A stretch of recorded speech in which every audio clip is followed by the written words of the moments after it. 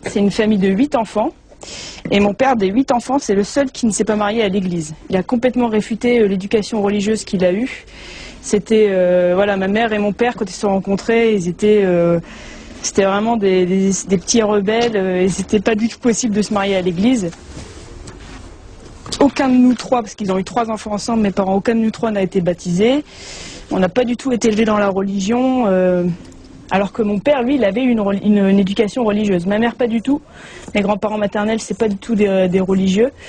Pourtant, moi, depuis que je suis toute petite, j'y pense, je lui parle, je prie à ma manière. Je me sens reliée à lui, je me sens en connexion, mais sans avoir de dogme précis, sans avoir de religion. Je me rappelle que quand j'allais en vacances chez mes grands-parents paternels, donc la famille plutôt catho, ils m'emmenaient à l'église, je posais beaucoup de questions sur Jésus, etc. Il y avait beaucoup de choses que je ne comprenais pas, parce que vous savez, la Sainte Trinité, c'est un mystère. Donc il y a des choses que je ne comprenais pas, qui sont complètement abstraites encore aujourd'hui. Comment penser un seul Dieu, 3 personnes? Ça veut dire que la Trinité est en même temps indivisible et inconfuse. Eh bien, c'est impensable. Indivisible, c'est-à-dire que lorsque le Christ est mort sur la croix, il y avait le Père et l'Esprit Saint. Et en même temps, comment dire, c'est un seul Dieu, 3 personnes, et saint Augustin lui dit très bien, le Père n'est pas le Fils n'est pas le Père, l'Esprit Saint n'est pas le Père. Enfin, on peut comme ça combiner les 3 personnes divines. Et il est bien évident que quand je dis ça, c'est ça qui est compliqué. Je ne crois pas au trithéisme. Trithéisme, c'est croire en 3 dieux, le Père, le Fils et le Saint-Esprit. Et je ne crois pas non plus au monadisme. Le monadisme, c'est dire, oh, le Père, le Fils et l'Esprit Saint, c'est la même chose. On change, voilà. Mais rationnellement parlant, ben c'est pas possible de comprendre, quoi. On ne peut pas maîtriser, et ça, je l'avoue. Donc en fait, c'est pas que je refusais Dieu, je refusais la religion, mais pas Dieu.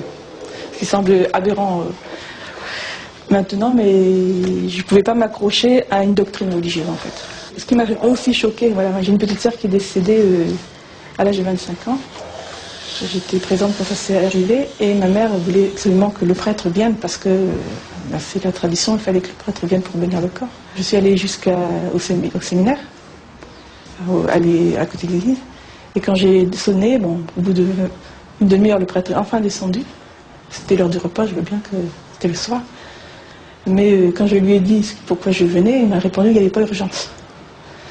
C'est vrai qu'il n'allait pas faire de miracle, il était décédé, Et l'extrême onction, c'était terminé, c'était une mort brutale, donc pas de problème. Mais le problème, c'est le fait qu'il n'y avait pas urgence parce que elle était décédée. Il y avait urgence peut-être pas pour ma soeur, il y avait urgence pour ma mère. En fait, je crois que c'est le clergé qui m'a un peu rebuté. Donc après, ne connaissant pas du tout l'islam réellement, c'est petit à petit, en fait, à côtoyer en faculté des personnes d'origine, de confession musulmane, qui m'a poussé par curiosité, en fait. J'ai essayé de comprendre comment de la chose.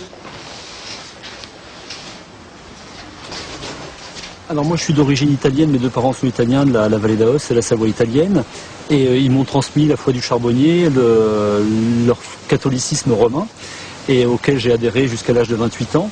Et à l'âge de 28 ans, je me suis converti à l'islam. Pourquoi? Parce que depuis que j'étais gamin, j'avais toujours le sentiment qu'il y avait quelque chose de commun dans les différentes religions. Et à l'âge de 28 ans, je me suis intéressé, j'ai voulu étudier à l'université les différentes religions, et j'ai accroché très vite sur l'islam, en l'espace de quelques cours d'islamologie. J'ai décidé de me convertir à l'islam, à la fois parce que j'y ai trouvé nourriture pour le cœur et la raison, pour aller un peu vite, mais aussi parce que je n'ai pas vu de rupture avec ma religion précédente. Pour moi, je considère que l'islam est la suite du judaïsme et du christianisme. Et donc, à partir de là, j'ai rajouté un étage à ma fusée religieuse, mais sans pour autant renier ce que j'étais avant. Sur ma carte d'identité, j'ai 2 prénoms. Je veux dire, si ça pose problème à des gens de m'appeler David, ils peuvent m'appeler Mehdi, ça ne me pose aucun problème. Ça pose des problèmes aux autres. Voilà. Moi, personnellement, que je m'appelle David ou Mehdi ou Jean-Claude ou Brian, je serai toujours musulman, et c'est pas le prénom qui fait la religion, en fait. L'islam, je l'ai rencontré lors d'un voyage en Afrique que je préparais depuis ma plus tendre adolescence. Ma mère, elle m'a dit que j'ai commencé à en parler, je devais avoir 13-14 ans, arrivé au collège.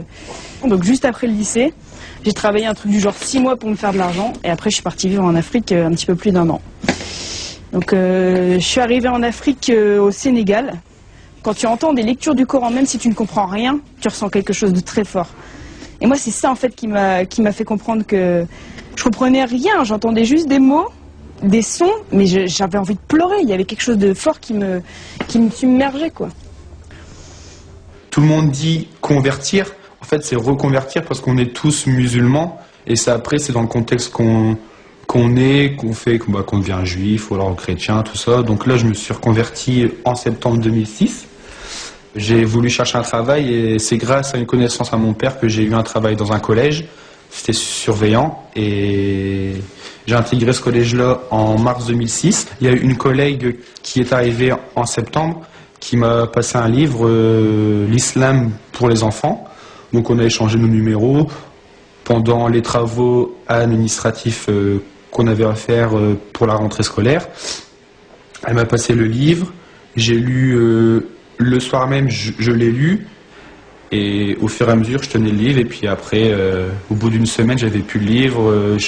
C'était toujours les mêmes sourates. Mais au début, je pense que tout le monde a commencé avec les mêmes sourates. Et donc voilà. Je me suis mis comme ça grâce à Allah et au travail au collège musulman. Les gens qui se convertissent à l'islam racontent des histoires extrêmement variées. Il y a des gens qui sont allés faire du tourisme au Maroc et ont entendu l'appel à la prière et ont été subjugués par ça et ils se sont convertis. D'autres gens, ils ont étudié 10 ans avant de se convertir. D'autres étaient très contre et puis un jour... Bon, en tout cas, ce qui est sûr, c'est qu'aujourd'hui, il y a forcément beaucoup de conversions parce que, à la fois, il y a le phénomène de médiatisation négative sur l'islam. C'est pas une vérité sociologique du tout, mais il se trouve que chaque fois qu'il y a un moment de cristallisation, de stigmatisation, de diabolisation de l'islam au niveau des médias, c'est suivi quasi instantanément de conversion à l'islam. C'est toujours les mêmes questions. À croire que ça pose pas un problème, mais t'as besoin. C'est sûr, certes, l'être humain, il a besoin de savoir de quelle origine on est. On a toujours besoin de connaître ses racines. On a besoin de ses racines pour vivre. C'est comme un arbre. Là, je le vois quand j'étais en stage, là. Je fais des études d'infirmier. Dans le personnel, souvent on me pose la question. Alors en plus, quand tu es en stage en période de Ramadan, c'est encore pire. La personne, elle me dit, tu fais Ramadan, elle n'était pas du service dans lequel j'étais, elle venait pour manger. Elle me dit, tu fais Ramadan, c'est une bien drôle d'histoire. Elle part dans le frigo, elle ouvre le frigo, elle dit, quelle bien drôle d'histoire. Je dis, l'histoire, elle est drôle où? Il n'y a rien de marrant. Elle me dit oui, mais parce que la copine de ma fille fait Ramadan aussi, et puis elle n'est pas arabe. Je dis pourquoi? David, c'est quoi? C'est arabe, David. Le jour du Eid, appelé aussi communément fête du gâteau. Là, le Eid du Ramadan, chez eux, c'est la fête des gâteaux. On ramène des gâteaux. Mais là, il n'y a rien de drôle. C'est super bon. Et cette même personne-là, elle mange des gâteaux. Je pose un plateau, elle prend un gâteau, je lui fais, là, il n'y a rien de drôle. Je lui ai rappelé ce qu'elle m'avait dit 30 jours avant. Je lui ai dit, là, c'est pas drôle de manger des gâteaux pendant la fête du Ramadan, à la fin du Ramadan. Elle me dit, ben non, parce qu'ils sont bons. Voilà. Ça résume tout, en fait. La connaissance. Allez, on y va?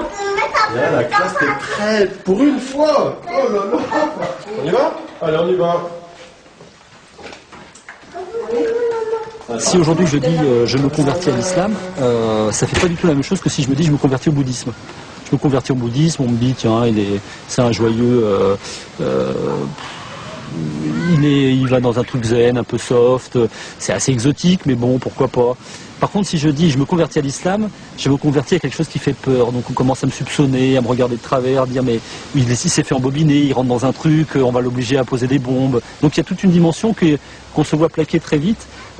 Dans son milieu familial, dans son milieu professionnel éventuellement, et assez vite aussi si on est actif, et ça a été mon cas, j'ai toujours été actif dans des associations, des partis politiques, etc. Et donc le fait de me retrouver musulman, j'ai voulu être actif en milieu musulman, et très vite je me suis retrouvé face à des renseignements généraux, à la DST, etc. Et moi qui essaye de ne pas voler un centime quand je fais ma déclaration d'impôt, je me suis retrouvé du jour au lendemain avec le sentiment que j'étais hors la loi, que j'étais quelqu'un qui faisait des choses pas bien. Et c'était une curieuse impression. Et se rajouter à ça en plus, tous les discours sur l'islam en France, qui donne le sentiment que l'islam n'est qu'une religion d'étrangers faite et vécue par des étrangers. Et donc ça m'a donné en plus le sentiment d'être une espèce de migrant culturel. Et du jour au lendemain, j'étais plus français, j'étais plus de cette culture, j'étais ailleurs. Et j'étais en plus dans un ailleurs inquiétant pour mon entourage.